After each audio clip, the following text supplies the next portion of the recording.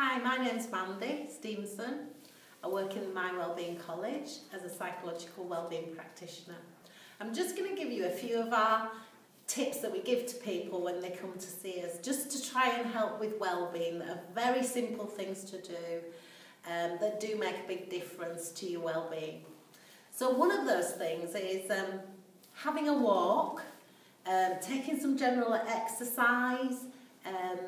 It doesn't have to be a big hike, it can be just 10 minutes, 15 minutes, but every day trying to get out and have a little bit of a walk and being out and about.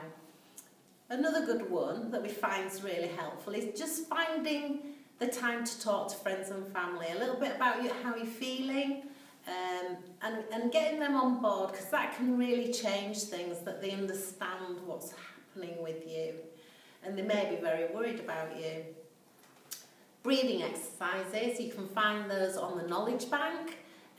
They're really good for calming the mind and body, making you feel more in control, helps a great deal with anxiety, but breathing exercises are great for anyone.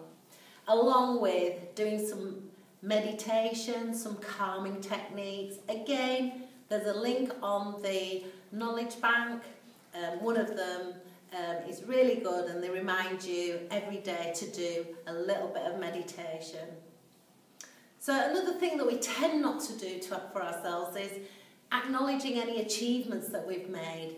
And we're really good at noticing the negative things that are going on, but please take the time to acknowledge, do you know what, I did that well and that was really good, or just acknowledging I managed to do that. Obviously, well-being is a holistic thing, and being able to look at your diet, change some unhealthy eating, change it to healthy, fruit, veg, making sure you're hydrated, some water. I know people forget to drink water, but it's really important that we're hydrated.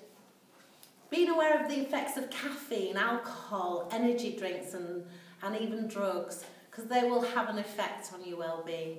So if you're very anxious, maybe reducing the amount of caffeine in the drinks that you're taking. We mentioned having a walk, but another one is, we call it the green gym, is getting out in the countryside, taking the time to have a lovely country walk. Being close to nature is really beneficial to all of us. Making sure you take a lunch break.